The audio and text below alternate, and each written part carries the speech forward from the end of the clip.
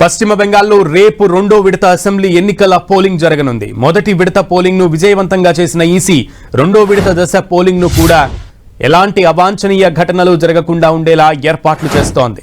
రేపు రెండో విడతలో భాగంగా 142 స్థానాలకు పోలింగ్ జరగనుంది. మొత్తం 1448 మంది అభ్యర్థులు పోటీ చేస్తుండగా 3,21,73,000 మంది ఓటర్లు వారి భవితవ్యాన్ని తేల్చనున్నారు.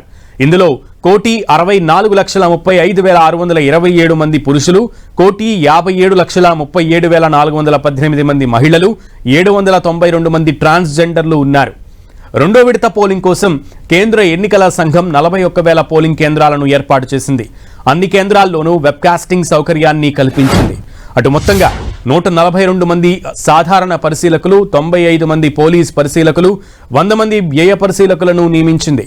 పోలింగ్ ను ప్రశాంతంగా నిర్వహించేందుకు 2,321 కంపెనీల కేంద్ర బలగాలను మోహరించింది. అత్యధికంగా కోల్కతాలో 273 కంపెనీల బలగాలను మోహరించింది.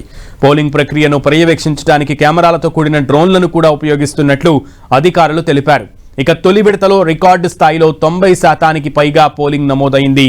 దీంతో రేపు జరిగే రెండో విడతలోనూ రికార్డు స్థాయిలో పోలింగ్ నమోదయ్యే ఛాన్స్ ఉందని విశ్లేషకులు అంచనా వేస్తున్నారు.